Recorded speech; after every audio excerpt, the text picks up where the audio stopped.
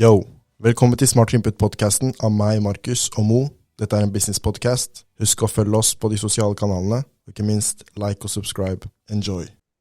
Ok, folkens, velkommen til en ny episode av podcasten. Dette episode 29.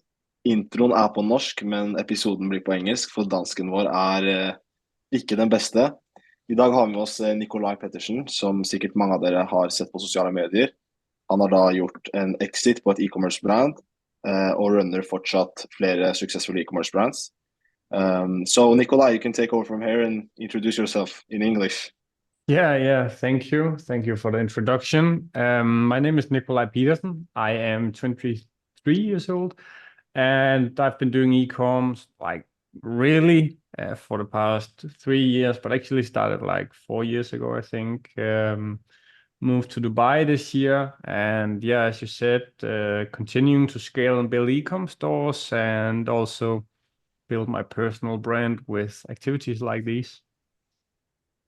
Yeah, that's great. Your story is kind of familiar to our story. You started off pretty young, doing e-commerce in your local or in Denmark, and scaling it to over, last I read in the newspaper, was 160 million kroner, Norwegian kroners. Can you tell us how the journey started and how you got into e-com? Yeah, so actually I had my very first e-com store, real e-com store, when I was in 9th grade and I was 15 probably. I tried to make a clothing brand with my mom at the time, but it was just, I thought it would be very easy. It obviously weren't. But I got into e-com really when COVID actually hit. I was in high school at the time, just about to graduate, and suddenly had all of that time on my hands. And I really just remember I thought to myself, wouldn't it be cool if this disastrous moment, I could turn it into one of the best, most important moments in my life. And so I thought, okay, let me try and do something set a new course for my life or something. So I basically just did a YouTube search for different online businesses, found Biahesa on YouTube with dropshipping, saw his stuff, and then got to work. Yeah, that's cool. It's interesting how a lot of the stories, they have different details, but if you look in the broad picture, it's almost the same. You started with, you have a kind of desire either to get rich or to quit your job, or you don't like school, and you just start with YouTube usually. Yeah. And from there, it's actually hard to say when everything changed, especially for me and also for Mo. But when you just zoom out, you see you have some moments that was game changers. Yeah, I think I agree. I actually think that's a very interesting point, because I've always kind of felt when I reach this amount, then things will be totally different. And you just realize that things won't be totally different. And I agree with you probably that there are a few pivotal moments, but very often it's just the most pivotal moment is probably just starting. Yeah. So you started out this new brand, or started with e-commerce again after the clothing brand, which is something that a lot of people start with, like clothing. I don't know why. It's good margins and it's easy to import, but it's one of the most difficult niches. Yeah. So then you started off again. It was also for me, it was also I just, clothing is something that a lot of people can relate to. I feel like fashion was interesting at the time. Yeah. And then you started off again during COVID. Yeah. How was the second time, and what changed that time? Then I started off again, and I basically just followed a lot of people online, and they all preached dropshipping. So obviously, I thought that was the way to go. And so I actually built a print-on-demand store called Knowledge Canvas. But there was just so much for me to learn. I had to learn how to build the site. I had to make the designs. It sold posters basically. So I would then go on and learn myself to do Photoshop to be able to do the designs and then sell them and Photoshop them onto a wall behind me so it looked like they were real, all that kind of stuff. Tusen takk for at du lytter til podcasten, og hvis du har fått noe verdi, så lurer jeg på om du kan like, kommentere, dele eller abonnere. Det betyr ekstremt mye for oss. I tillegg så får vi podcasten til å vokse da, som betyr at vi får på større gjester. Større gjester betyr mer erfaring. Mer erfaring betyr mer verdi til deg, og forhåpentligvis større lommebok, mer kunnskap, og generelt bare positive ting. Og det var hele reklamen. Tusen takk. Enjoy. But like I didn't get any sales for the first couple of weeks. I tried doing influencer marketing, didn't work at all. Then I tried running ads, and like at the time I didn't really have that much fund in my bank account, so I was pretty pretty down low, and I tried running ads for like 4 days, I think, without any success, and then I actually remember, as you said, Marcus, like that's probably the most pivotal moment in my life, actually, because I really sat down and took a look at everything and could just analyze that so far I had tried Ecom for a couple of weeks, maybe a month or something, and I had gotten 0 sales. So in my mind, I was like, something is wrong here. And I was actually analyzing day number 4 of running ads, whether I should quit everything now, try to pursue something else, or whether I should let the ads run one more day. And luckily I decided on the later and got an order the other day, day 5. So that was cool. Probably still to this day, actually, best moment in my life. Like, I'm not even kidding. Like, that was such a cool feeling. Yeah, me and Mo, we are like joking with it, and every now and then, like, I'm still celebrating orders that we get now. Yeah, it's like even though there's like millions of millions, because I still remember like one of them. I remember our first sale we had, and but what I think is interesting is that in this critical moment where you had the option between quitting and continue, there was something happening in your mind that made you just continue, because most of business success is just not to quit. Yeah, I very much agree. I think I was very fortunate to kind of I've always analyzed people a lot, and I think at the time I had just seen that there were a lot of people around me, both people that I knew and people that I had heard of, who very often would get a new hobby or just like working out and then would quit. And I just remember I was so afraid of becoming one of those people who start on something new and then quit because they face adversity. And so I think that was the main thing that did it for me. Like, I was afraid to become another person who tried to do something and then just quit because it was difficult. That's a very good point. I think I felt the same before as well. Very afraid of quitting, but sometimes quitting is the right move. But maybe not quitting, but maybe pivoting instead. Or changing direction. So I think you did a pivot, actually, because it's not the poster store that you're famous for. So why did you pivot from, okay, you got your first sale and let's build on this and continue? Yeah, so basically I think I was 19 or 19 at the time when I had that first dropshipping store. And from I got that first sale, I actually scaled it up to like around $35,000, but didn't have anything in profit. And so like something wasn't making sense in the equation. Obviously the ad spend was too high. And so I thought, like, surely this can't be it. I saw all of these dropshipping people just print money everywhere. So I tried actually for the next 8 months, trying to make that store profitable and also launching other products. But I think I had like 9 or 10 different stores, and I just couldn't make it work for some reason. All in the US, all those typical gimmick dropshipping products, like all that terrible stuff people see online. And then when I was done with high school, I kind of had a natural break, and I took a look at everything I had done for the past 8 months. 10 different products, 10 different stores, 0 profit almost. And then I took a look at all of the brands doing well in Denmark. Like, just took a look at them, and I could just see that they had a couple of things in common, but they had actually good products. They had great content, and they were branded. They provided great customer experiences. And so I just thought, like, and I also at the time actually had one of my best friends. He had like an advertising agency, and he told me about some of the numbers for his clients. And I could just see, like, wow, all of these clients, I studied them. They had great photos, actually great products, and they were authentic. And so I thought, okay, let's try and give that a shot. Obviously, there were a lot of new challenges in that. But yeah, then a couple of maybe 1 month later, I founded Scandinavian Rest, which did pretty well. Yeah, I think the one interesting thing there is that a lot of inspiration that we get is from United States, and from usually from influencers, not business people.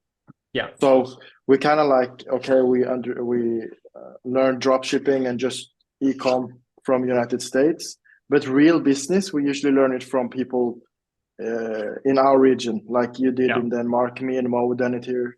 Like real business, we have learned it from people in Norway, from real businessmen in Norway.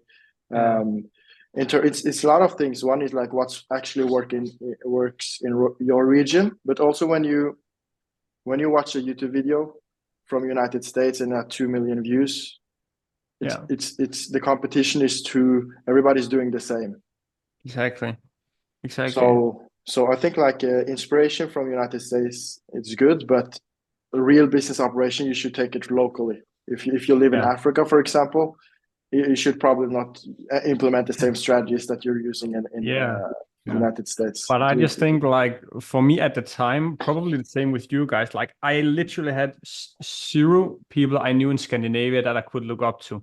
Like there were 0 young people who really had shown this is the way. And so I just kind of leaned myself up against other people that were showing the way, or so I thought. Yeah, that's true. So you had to create your own path because ecom, especially building brands, is not something a lot of people do, and you can't, especially in Scandinavia. So you can't find a lot of information on how to do it. So you have to learn from established businesses and make your own way and methods and strategies. You just have to create your own ways of doing things. But you said that you had faced some other difficulties by scaling in Denmark or starting a Danish brand. What were those difficulties to begin with?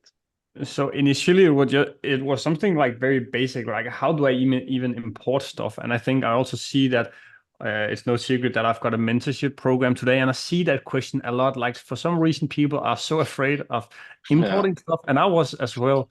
But I just didn't understand the process. Obviously, it's quite simple. But that was one of the main things. And then also like how do I build a brand with in a lean method, like without investing tons into inventory, because I actually didn't have the money for that. So those were probably the main challenges. And then of course the usual one of finding the correct product. Yeah. I also see that question a lot, like import taxes, import duties, and taxes especially as well. That's a big thing, big concern. Why do you think do you think it's procrastination that they stop at the first like challenge, or do you think it's a real issue? Because I have never thought that's been like an issue how to import. That's basically just to go to Alibaba and get it shipped with. Exactly, but I think at least in my experience, the people I've spoken to, including myself probably when I was starting out, like I just ended up doing it and trying it and figuring out which is a good way just to test. But I've just heard of a lot of people, they are scared of doing something wrong. And some people like who haven't had any business before, they might even tell themselves that, listen, if this goes wrong, it's illegal or something. Like the people I've spoken to that have got these questions with tax and import, they are very, very careful. I think that's the main thing, and it's very much out of their comfort zone, probably.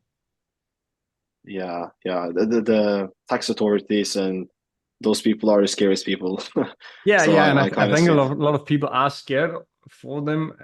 But I also think, like, obviously, the world isn't made so if you like do a mistake, you just end up in jail straight away. That's not how it is. So yeah, I always just.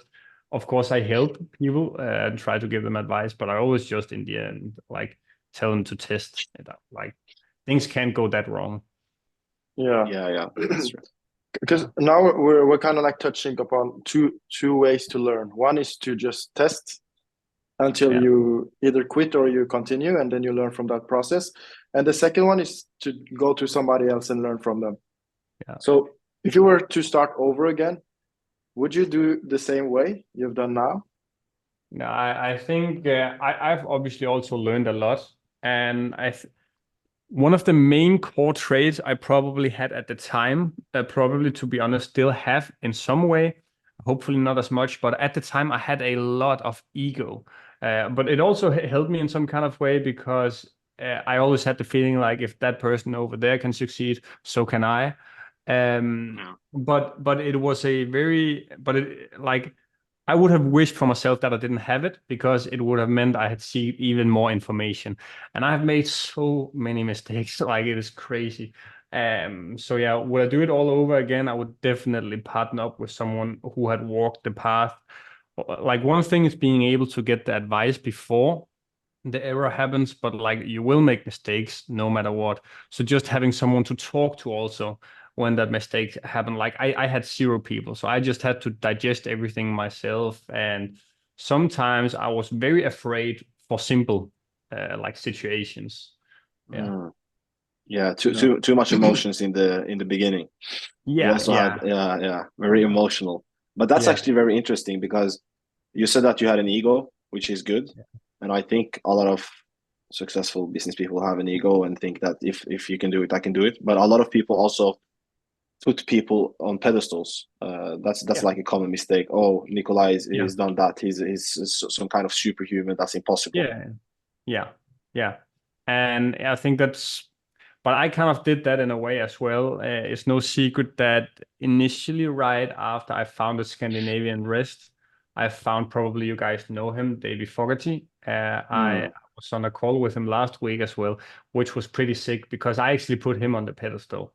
Like I saw all he had done, and I kind of I researched every single thing about him and very much modeled him. But yeah, then it's very cool to meet people, and then you experience that. Yeah, sure, they are just very, very normal human beings, of course. Yeah, we've actually been on a call with him as well. He's one of our, like, how can I call it, like idols, or like kind of guy we look up to, and he's very humble.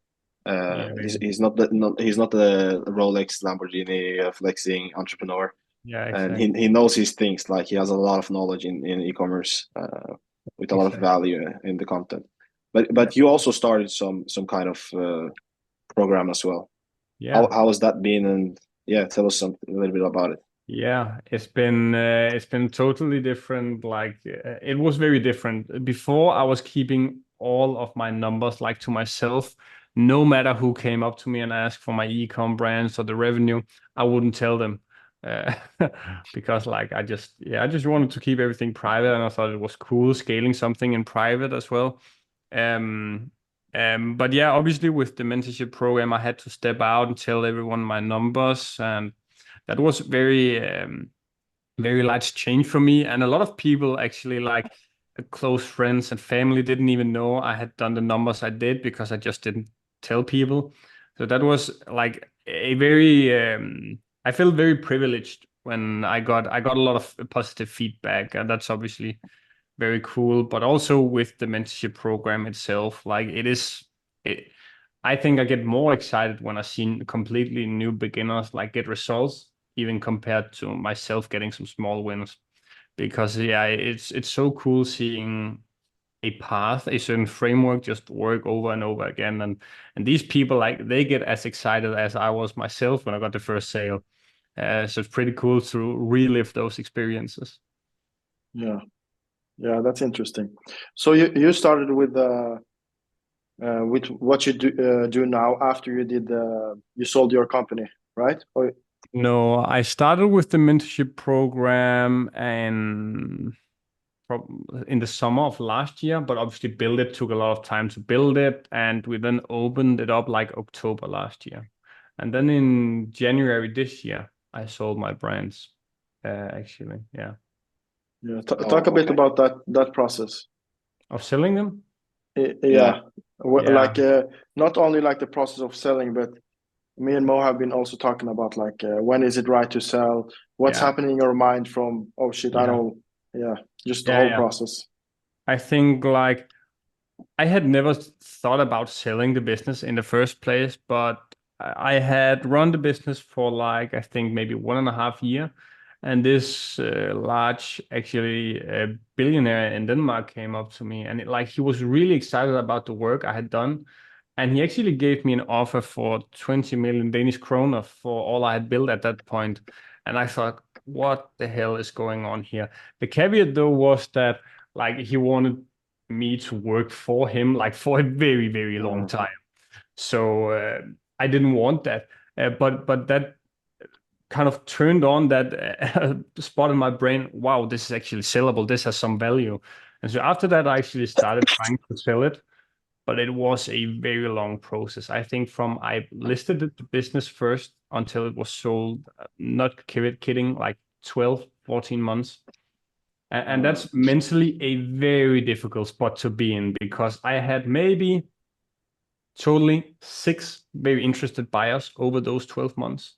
And every single time you get an interested buyer, you tell yourself, okay, now this is the guy who does it. We are so close right now, so close.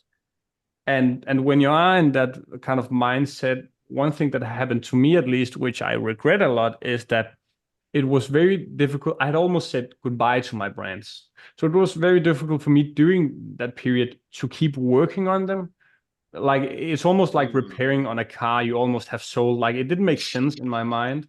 So that was mentally a very difficult spot for me to be in, to still kind of maintain and work on the brands. I didn't really want to, because at the same time, I felt like I was about to say goodbye to them. Yeah, that's a valid point. So it was the guy that came with the offer that started the process. You didn't actually think about it before. No. He just came to me, and he basically told me, listen, you've built something that's worth a lot here. And he was quite impressed, and I knew he was a large businessman, so I kind of knew if he was impressed, I must be onto something cool. And from there, I contacted a lot of different brokers, M&A brokers, and got in touch with a lot of different people, and started building out the listings for the brands, and learned a lot about, in general, these brokers actually educated me a lot, because I didn't know anything. So listen, this is how you should present it. This is what steps you should take in your business to make it more attractive for a buyer, and that kind of stuff. Yeah, that's a very interesting point, because when we went to Capital Club, by Luke Belmore, there were some guys, especially one guy that did a 8-9 figure exit. I'm not sure how much it was, but he talked about selling his company and how he hired a professional CEO before selling it to beautify the company and make it more exit friendly. Did you do some strategic work before selling it to make it more attractive? Could you talk about what those things were? I think if you break it down, in the end, selling a business is obviously there are the facts, but also selling anything, you have to position things well. And so, of course, I did. I made it a very strong point with the potential buyers to tell them that, listen, I'm not spending any time in this business. It's working completely without me. I made it a very strong point. I had a COO at the time, was kind of running the daily operations.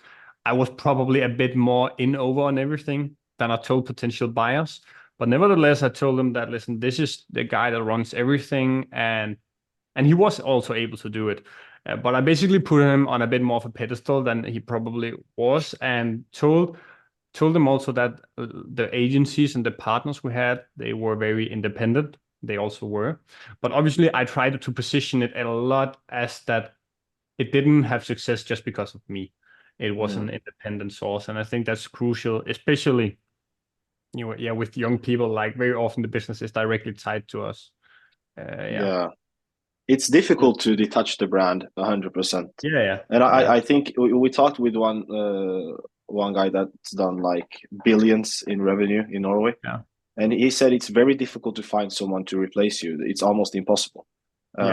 So a lot of these VC funds or buyers want you to work with them for 1 year, 2 years, 3 years. But did you manage to detach yourself completely? Yeah, I had a lot of offers. Tusen takk for at du lytter i podcasten, og hvis du har fått noe verdi, så lurer jeg på om du kan like, kommentere, dele eller abonnere, Det betyr ekstremt mye for oss. I tillegg så får vi podcasten til å vokse da, som betyr at vi får på større gjester. Større gjester betyr mer erfaring. Mer erfaring betyr mer verdi til deg, og forhåpentligvis større lommebok, mer kunnskap, og generelt bare positive ting. Og det var hele reklamen. Tusen takk. Enjoy. Like that as well. Like the initial offer was like that as well. I think I had to work for him for 5 years or something. Oh, wow. Yeah, and then I got a couple of other offers where I had to work for them in maybe 2 years or something. The buyer I ended up choosing, though, it was like a handover period of like something, a transition period of 3 months, which was very doable for me. And basically also like one thing is how much you have to work on the business in the transition period, but also another is of course like how is the payment structure. So also with this first guy, like the billionaire in Denmark, he offered me that 20 million, but he basically told me, you can get it, but then you have to work for me for 5 months and it will be dependent on this, this, and this. Like you don't want that payment structure. You want one that's very obvious, very clean, as much upfront as possible. A lot of companies work with what's called seller financing, where you get a portion paid later on. Yeah, I remember. Interesting. I remember back in 2020, I believe it was, when I was talking to a woman that's owning one of the biggest hair salons in Norway. And one thing that stuck with me ever since is that, Marcus, you have to build for an exit. Yeah. The question is, how do you build for an exit? Like, yeah, she said it, but like, what does it mean? Like, what metrics, what's important for a buyer, retention rate, margins. Like, if you were to build a Ecom brand again to sell it, like, how would you structure everything? Yeah, the funny thing is I actually have built a new Ecom brand since selling that. And I actually did, like, now I've built everything exactly what I would have wanted for. Probably the most important thing, like if we have to rank them, is IP in some kind of way. So on my old brands, the one I sold, I just had trademarks for the name, but I didn't really have any patent, design protection, or anything. With this new brand, we actually like faced quite a large issue, but that gave us the opportunity to design something ourselves from the bottom. So we've actually now with this new brand got complete design protection on the product on all of Europe, which is also a really cost-effective way of actually almost getting a patent. Because even though you haven't got protection for the functionalities, the very look of something like it's difficult to copy the same product without having the same look. So that's one thing, of course. And then another thing that I've done a lot this year is scaling up with people. And I've also taken myself, like, it's very frustrating sometimes because I've heard a lot of more successful business people tell me that, listen, people are what makes everything work in the business and that kind of stuff. But the truth is just, at least for me, I knew that was a fact, but I couldn't really relate to it. Like, I didn't know what it meant and I had never seen it work before. So slowly, as I'm developing as well, I'm kind of seeing myself, wow, now I get what this person said about how important people are.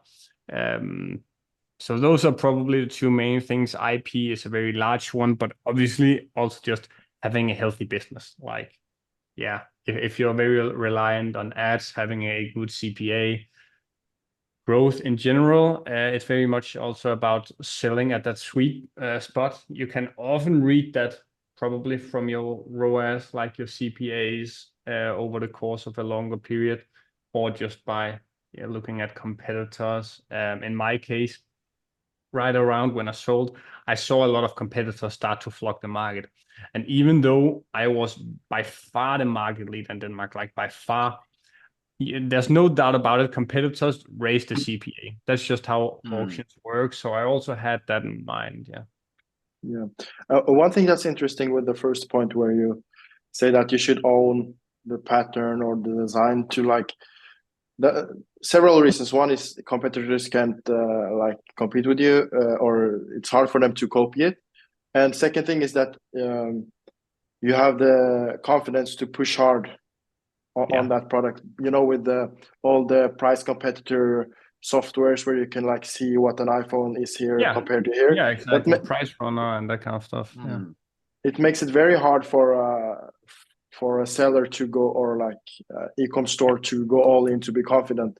But the interesting thing in the mindset of people who are owning companies is that they're rushing too much to start to sell, rather than rushing to have a great concept that's worthy of spending 3-4 years on building. But the only way to do that is if people understand, in my opinion, that exit is the ultimate goal. Even if you're selling it or if you're going to keep the company, because if you don't build for an exit, it's going to be so hard to operate it. You're going to like work. So that's actually my next point when it comes to work-life balance and everything, because we have been working like 16 hours a day last 3-4 years. And if you don't have an exit at the end of that, what are you actually working for? You're just going to keep working. Yeah, exactly. I'm built the same way in my mind. The exit was that first kind of large goal for me, but also just, I can't keep up this pace forever. So like I've got a goal of, at least stopping to work when I'm 30. So that's kind of also like a way for me internally to say, okay, we go all in now, so then relax all we want later on. Yeah. So how has it been like? How's kind of like your work-life balance, or how's your routines been from the beginning until now? How's it changed, if it have? Yeah, I think in the beginning, like as I've seen more success, I've given myself more freedom to live. Like pretty much when I started out, I was so determined to succeed. I actually gave myself a lot of rules and I was very strict on myself. I almost forced myself into a corner where I had no option but to succeed. So one of the ways was that I decided I don't want to have a normal job. So that also meant like I didn't have much money to work with, but it forced me, like when I had friends going to parties or something, I literally couldn't afford it. Like I literally couldn't. And so I just had that feeling in myself, if I really want to go to that party, then you better make this ecom store work. So I did that with a lot of things. And basically I just set up those rules for myself. Initially, I would just go from 8 in the morning till 10. And my only really break would be when eating or going to the gym. So that was my life for probably the first 2 years or something.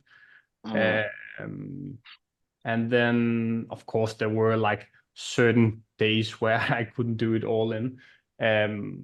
So that's that. And then later on, like I've given myself a little bit more freedom, but I still try to work within a certain routine. So now I think I'm more or less working the same hours, but it's in a different way as well. You also get to different stages.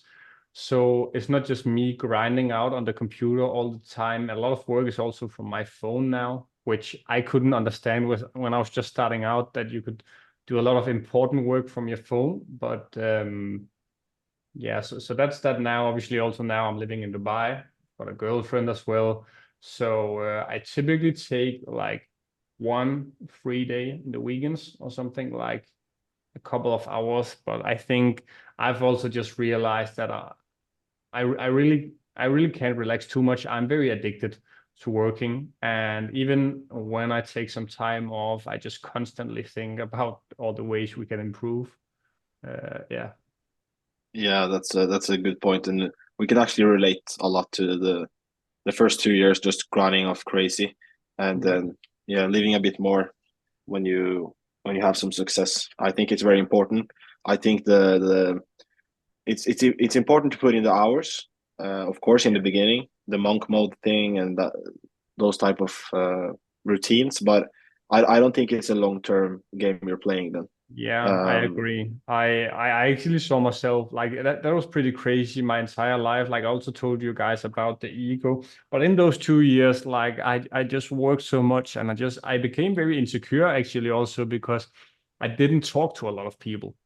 So I had almost anxiety when going out suddenly.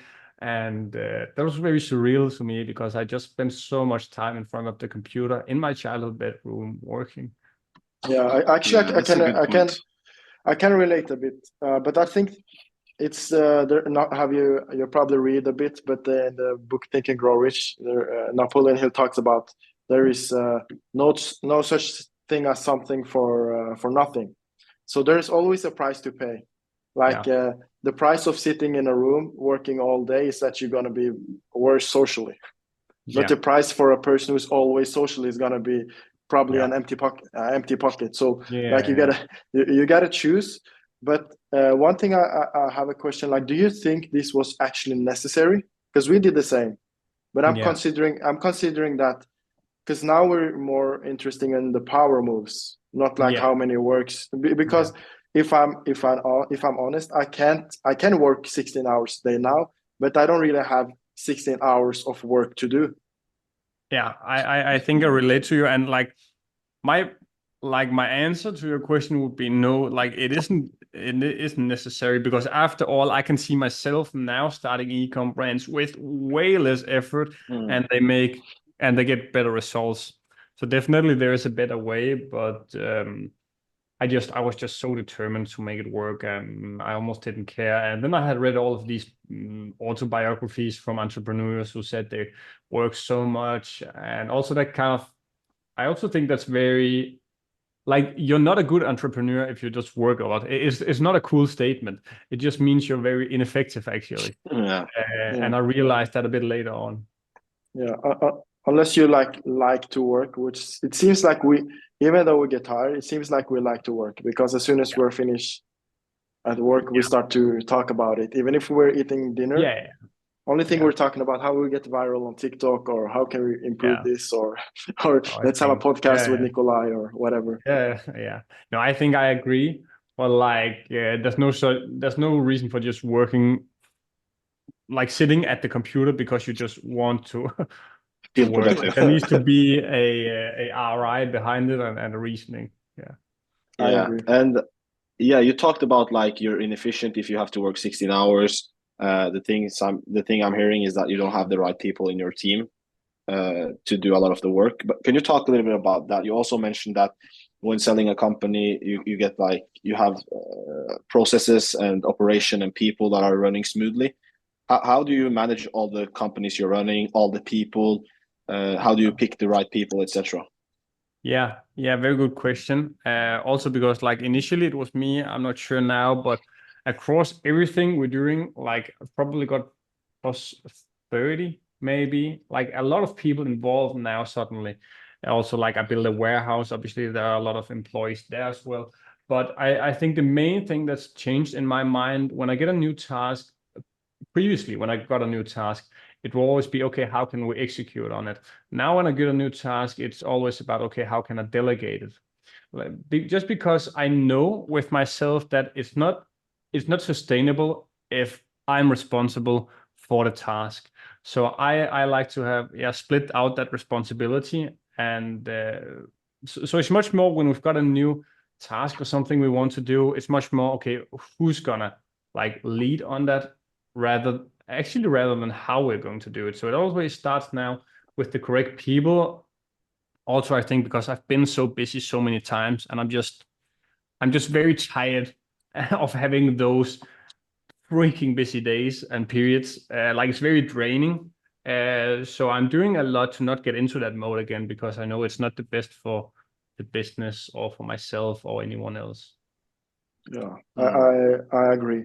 But that leads us to like the second thing, because obviously if you're gonna delegate, it's gonna be it has to be done in a quality that you are satisfied with.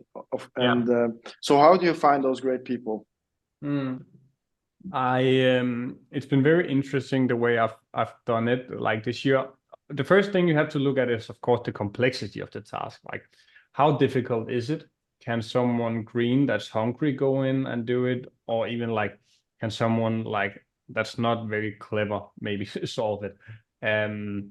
So first thing is look at the complexity. But I found a lot of like for those high complexity tasks this year, I found a lot of great people actually in my network. I heard a lot of people initially talk about that you shouldn't hire friends or that kind of stuff. And I still agree with that in some way.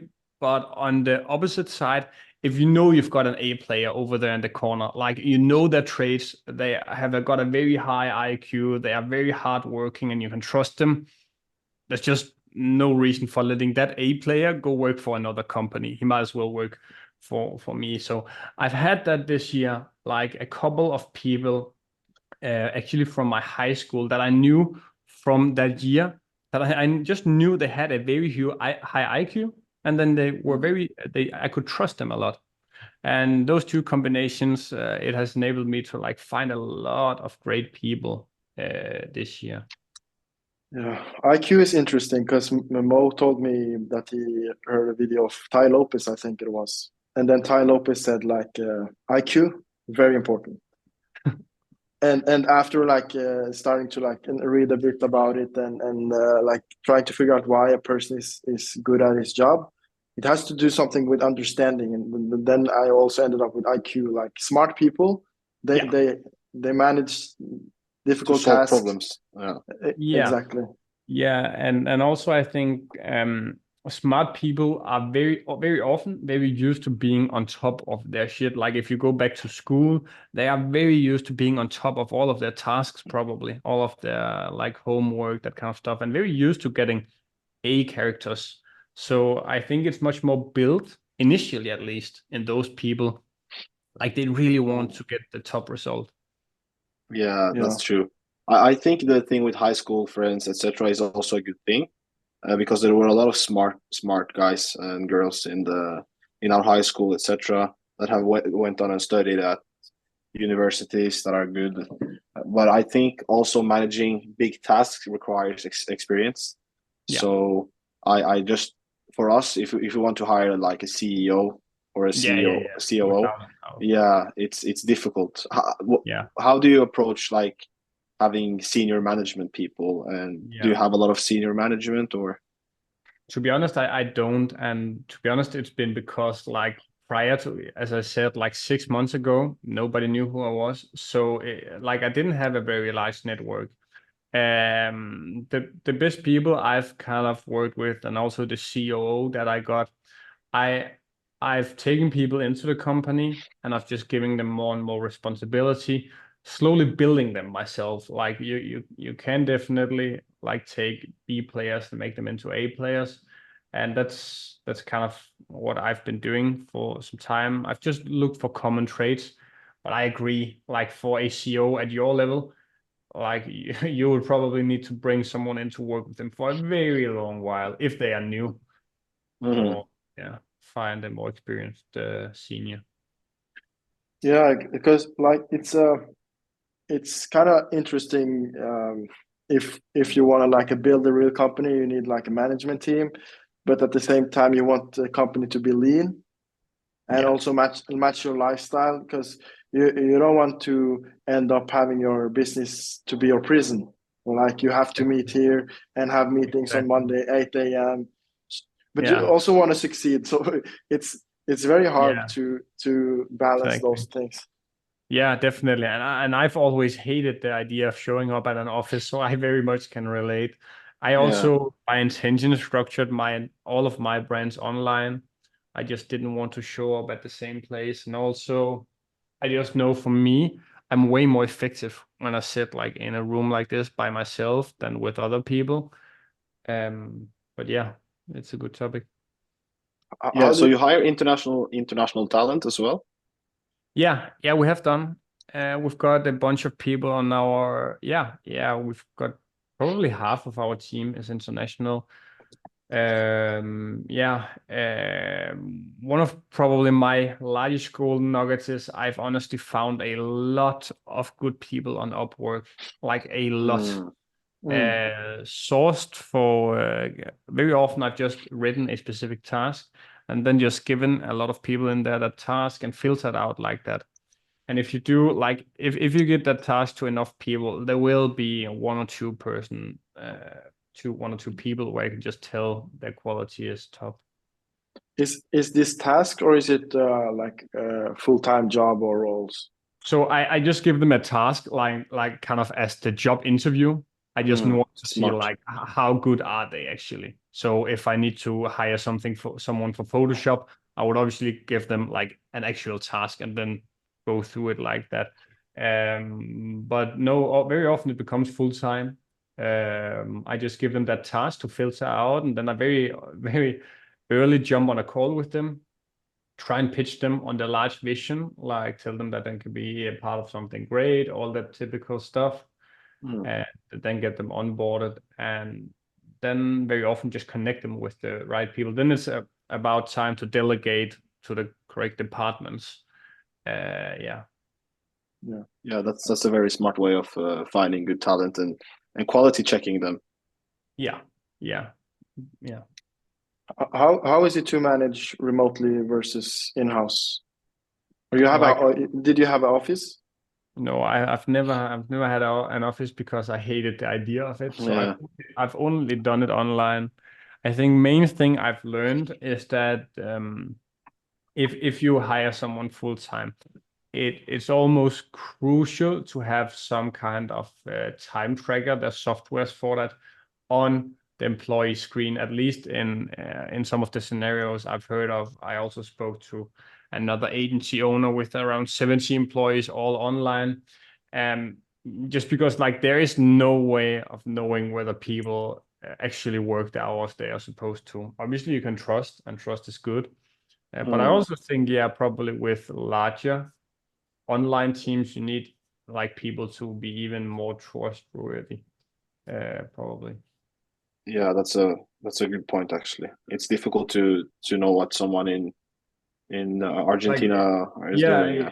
It's impossible. I heard this agency owner, like he told me that they had one employee he was so fast at responding, and he had done on all of his tasks, but then they could see from the software that he was playing Counter-Strike like 6 hours a day, and that's something you would never pick up on it. Like you would never be able to pick up on it.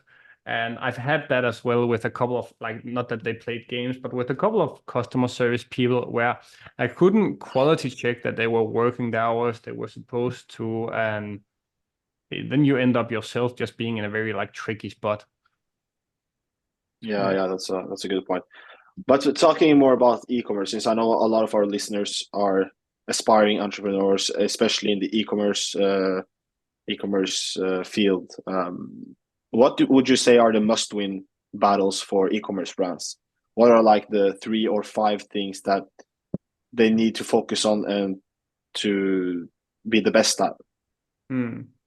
I think, it's a very good question, because generally you also just have to be good. Like I see a lot of people that just say that, of course, it's about following a proven framework, but there's no secret about you have to upskill yourself.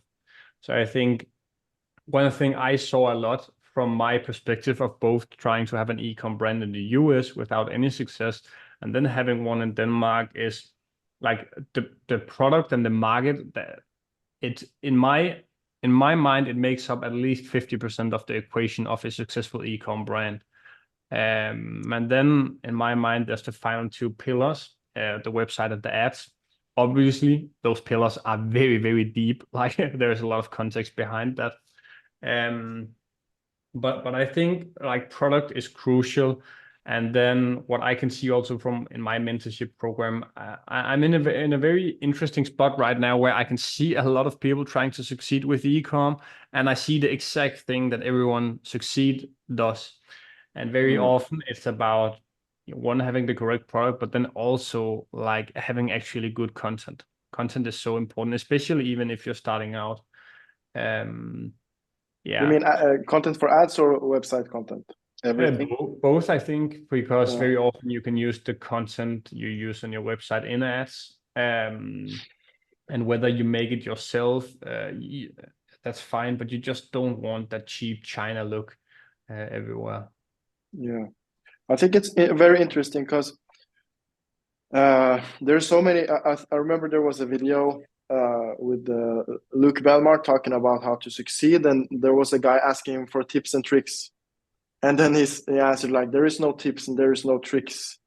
Basically, what his point was that, of course you need good products, website, ads, content, as you say now, but after that, that's just purely consistency, trying to not go bankrupt basically. And then just keep going, and then you get the breakthrough. You start to build up Trustpilot. Suddenly you have 500 5-star reviews. People start to talk about the brands. You get 200, 300, 400 emails in your Klaviyo account. Flow start to work, and everything just compounds. Yeah, I think it's a very valid point. Like, a lot of people probably look for that one golden nugget. I did it myself initially, but yeah, the matter of the fact is just that at this point now, with all probably the same with you guys, all we've done, like, we would probably be able to make a lot of different businesses succeed. So it's not because there's a certain golden nugget that made it work for us in ecom, even though we specialized in that. It's also just because we've leveled up, and obviously it takes time, but that is crucial without a doubt. Yeah, there's no golden nugget. That's a very good saying. I think for us ourselves, one day I woke up and I was like, damn, there's no secret, man. I just have to work. It was kind of disappointing, because I was always looking for the Facebook ads hack, or these 2024 strategies, the greatest method, etc. But I just found out there's nothing you can do to cheat the system or the game. So I also like that you're very transparent with what you've done, because a lot of people are selling the dream, like, this is how you can get rich quick, etc. And they don't talk about who they are, what they've done. But you're very clear with your brands, with your numbers and everything. And I also think that you're very clear with your journey, how it's been, that it's no walk in the park. Yeah, no, and I think that's important for people to see, because when I started out, it was so frustrating to me that I could see all the people online on YouTube who told about the crazy numbers they had done within a short time period. And in some ways, like, I'm now part of that game, so I think it's crucial for me to say that there was a large time period before where I didn't see any results. But then when I cracked the code, I made those 18 million euros in 3 years. But like, there was a long time before where it just didn't work. It's by the way very impressive. Like, it's hard for people who's just started up in ecom or trying to scale now. It's doing those kind of numbers profitably. It's hard. It shouldn't be like you are a loser or something if you don't do it, because there's like companies here with big managements losing millions of euros or Norwegian kroner each year, because it's actually pretty hard to provide enough value, which basically business is, enough that you can sell the products at high enough margins to earn money after all expenses. So I think many people, they forget the business aspect, what business really is. It's just selling a product at the price high enough with innovation in marketing that you can have some bottom line for yourself and level up your lifestyle. If they focus more on that instead of the hack in Facebook or what's the next TikTok strategy, I think they will do better. Probably. I agree.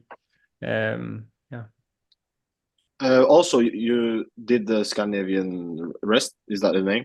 Yeah. You didn't diversify early on, but we talked a bit previously. You're working on some multiple brands currently, someone smaller, someone bigger, but you didn't diversify in the beginning. And what do you think would have been the difference or the downside of diversifying too early? Do you mean like in terms of brands? Yeah. So I just think I saw some incredible numbers with Scandinavian Rest. Like, I just saw, okay, there's so much potential here. It was so obvious to me. And the main metric, like, for people to look at is, in the beginning, in most cases, just the ROAS. Like, I could just see that it was so high, and almost every single creative I did, it performed. And when you've got a bad setup and you're making those numbers, like, then you've got something crazy. So I just knew it was going to, I would be able to make a lot of money of it if I did everything right. But then I think like maybe half a year later, I did launch a new brand actually, and that was Fine Smile, ended up making around 4 million euros. And those were the two brands I sold in January to the same buyer actually. So I did end up doing that, and then like slowly after I have had like a couple of smaller ecom brands in the meanwhile. So I think I've also realized that what I think is most fun with an ecom brand is like taking it from zero, from nothing, from Photoshop and an idea, and then to like those maybe 2.5 million, 3 million Danish kroner a month. That's like what I find is the most funny, because that's where you really like you create something out of nothing. Yeah, I agree. Yeah, I agree. That's the fun thing. And it's also the hardest period as well. When you have nothing, you want to create something from nothing. It's like, because you still have the feeling of, will it work? Yeah, exactly. And but that's what I love about it. I see it as a new challenge. Yeah. I also like in ninth grade, I had that clothing brand that didn't do well. And actually it was last year, I then created a successful clothing brand. So I like those kind of full circles. I live for that. Yeah. Yeah, that's very interesting. You also talked about finding product is 50% of the business. I totally agree, and I also read that you said that you had like thousands of 5-star reviews because you only focus on high quality products. I think most of the ecom space are saying that you need to have some unique, crazy innovations, super unique product. But I think that's one of the biggest lie. If you just have a product that the market exists or already exists, and it's a big market, and you have a high quality product, you can do big numbers without being something super special. Just some branding and some uniqueness. Can you talk about how you approach, or what are you looking for when you're finding these winning products? Yeah, I agree. You don't need to have a unique product, but you need to have a unique angle, I think. Yeah. Tusen takk for at du lytter til podcasten, og hvis du har fått noe verdi, så lurer jeg på om du kan like, kommentere, dele eller abonnere. Det betyr ekstremt mye for oss. I tillegg så får vi podcasten til å vokse da, som betyr at vi får på større gjester. Større gjester betyr mer erfaring. Mer erfaring betyr mer verdi til deg, og forhåpentligvis større lommebok, mer kunnskap, og generelt bare positive ting. Og det var hele reklamen. Tusen takk. Enjoy. Can't just be the same as everyone else. After all, when I started both Scandinavian Rest, Fine Smile, all the other ecom brands, there were already people in the same market selling like a similar version or something. But the main method I became unique was like also what I teach in my mentorship program, but being very aggressive and advanced on ads and having a high branding, perceived value, all that kind of stuff. So I think it's a sweet spot between the two of that. But I look a lot at, I actually look a lot at whether other people are already succeeding with the product, and then just bring it to Scandinavia. I did that with Scandinavian Rest as well. To be very honest, I just saw somebody doing well with it in the US and Australia. Then I saw somebody in Denmark, and I could see they were doing some semi numbers, but I didn't think they were that good. And so I thought there was an opportunity. So I love what you're saying also about actually just taking a look at what's working already and then improving upon that. Yeah, that's the thing. Like market size, I think is very important, because then you have room to scale. A lot of these unique winning products on YouTube are very niche products, very small markets. But like toothbrush, or say coffee machine, or anything that has like a $1 billion market cap, there's some angle in the market to enter. Like the lightest one, the most expensive one, the cheapest one, you just need to find the way. Yeah, exactly. Yeah, I've sold blankets, toothbrushes, baby products, clothing. Also, like there are a lot of people selling clothing, interior lamps, even like so. Yeah.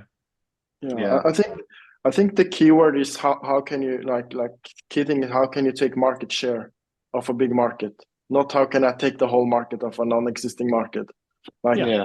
It's Yeah. you know, create, because we have a brand where we have created a market that's so much more expensive. We would not do it all over again, I think, because you have to create something from nothing. And Yeah. it's very hard. You need to have profitable ads, and you need to create a desire for product that's not even there. So but there is a lot of things that has to go well when you're running an ecom store. I also think, do you think ecom or retail is the hardest business model? I think, yeah, like, probably, I know software is also very difficult, but no doubt about ecom, like there are so many different aspects of it. Whereas not to pick on any like agency owners or that's just cool that they pick perhaps a more simpler model, but they are just running the ads. Whereas in ecom, you've got an entire supply chain to take care of. You have to be really, really on top of your finances, your cash flow. Like there are, it is some very high level stuff you will have to learn eventually. But it's also like there's so many advantages to ecom. Like there is a reason why I would not have been able to do my numbers within 3 years with any other business. I simply wouldn't.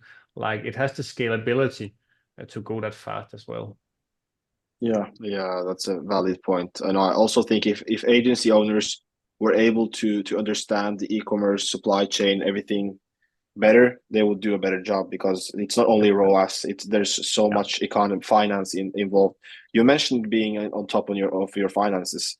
Have you been doing it yourself? Have you hired a CFO? How have you managed the cash flow? Because cash flow management is one of the most difficult things. Yeah, so initially I tried doing it myself. Just it was one of those things, like I didn't know that it was such a large issue, and I didn't know either who to delegate it to. But then very early on, I tried getting on a couple of different, like finance agencies that almost worked as a CFO for me, and worked very closely with them. Tried a couple of different ones, and now we finally found one that only does finance for ecom brands. Obviously, they've got a lot of insights, and I can see they know their stuff. So we're working with them long term now. And yeah, that's also I'm referring a lot of clients to them because they're good. But yeah, it's very important getting that cash flow report, and then someone to double check your P&L is crucial. I made the mistake early on of just trusting Triple Whale or like a dashboard software 100%. And that's fine. But if you do that, you have to revise the numbers very often, because otherwise you're just looking at fake data. Yeah, it's ignorance is not bliss, is a saying. So maybe our ROAS is 5.5, but is it really 5.5? And how's your fixed expenses? Maybe you have added wrong cost of goods, and you can, and when there is so much, like you might have hundreds of thousands of euros in your bank account, but it's more about how much of this is profit. And usually you get a bunch of money in from Klarna and the payment methods, and you think you make a lot of money, but that's just when things are going in versus out. And that's been an issue for us as well, like manage everything in the supply chain, the forecast, and the cash flow. I think it's the three hardest thing in ecom. Ads is I agree. Simple. I agree. And also, like, for me, to be very honest, it's also the part about ecom that I don't find that interesting. And then that's a very it's very tricky to have the most difficult parts also be the ones that you don't really give anything about. So I had to delegate that out very quickly. Luckily, we did it quite well, but yeah, I just think it's quite boring. I love analyzing, like, ads. You said before, CPCs, like thinking of new advanced strategies and that kind of stuff. Branding, product. All that's really more. I feel we're pretty the same. We want to create value. We don't want to. We just need the money to create value. I just want the numbers. That's Yeah, it. exactly. And obviously, I also want to know how everything is going, but yeah, I just like I don't like looking that much at Excel sheets. Yeah, I see that. I'm a bit different there, and yeah, me and Marcus have the split where I'm very not very interested, but I think numbers are very interesting, like forecasting, cash flow management, and P&L, equity, etc. So I think if someone has a business partner or someone they're working with, Yeah. which is a bit different than them, but you've done solo all the way, right? Yeah. Yeah. Yeah, most of it. And then like within all of the new ecom brands I'm running now, I've got a partner in them. And they are taking lead on the daily actions where I'm more mentoring it, which is good also for my time. That's smart. But what would you say are the 5 most important KPIs you're looking at? Big numbers, small numbers, anything. Yeah. So I'm just thinking of my triple whale dashboard here in my mind. Obviously, revenue, and with each of these numbers, obviously comparing it to the growth of it. There's no point of just looking at the revenue if you didn't know what you did yesterday. So I think revenue, of course, and then returns as well, like having that full picture. ROAS is crucial. These are my daily 3 metrics, probably the other 5.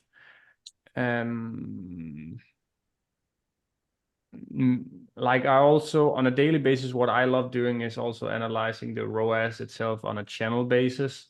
But once again, that probably goes to like very much how I do ecom. It's very ads heavy.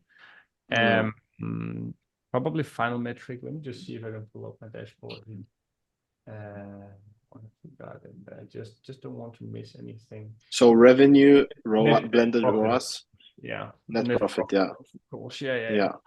Or perhaps the margin. Like to give you a better answer, on a daily basis, I get a report in Slack on all of my ecom brands, and that has like 7 different metrics. And it's always, like revenue, refunds, and then of course revenue after refunds, ROAS, ad spend in kroner, net profit, and net margin. That's basically it.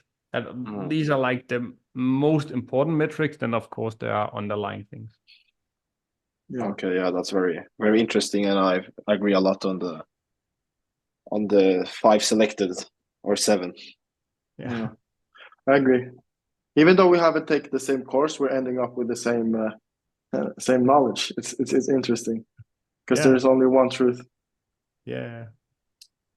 Cool. Yeah. So, ending notes. We have a lot of young listeners. Of course, they can follow you on social media, check out your mentoring, etc. But do you have any advice to all the youngins or even older people that want to start with e-commerce?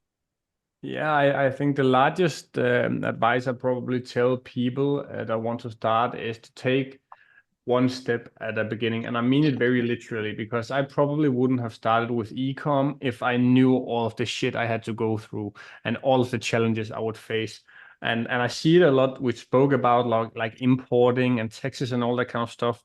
Very often I love just telling people, listen, just focus on one thing at a time. So if you're new, just focus on finding a product and testing that. That's literally it. You shouldn't like overwhelm yourself with anything else, because then you force yourself into getting that first sale, and you slowly get the ball rolling. Yeah, I agree. Yeah, I just add one last thing is that I think people should allow themselves to feel proud, even if they are just accomplishing a small task. If there is just editing a video or whatever, but in the beginning, you just want to hit the numbers. You want to do the exit. You want to do like the big things, and you don't allow yourself to feel proud of the small stuff. Yeah, I think that's good. Yeah, take pride in the progress. Yeah, definitely. All right, amazing. Nicolai, thank you so much for showing up. Maybe we'll do an interview in or podcast in Dubai next time. Check out Dubai, and thank you so much. Thank you so much.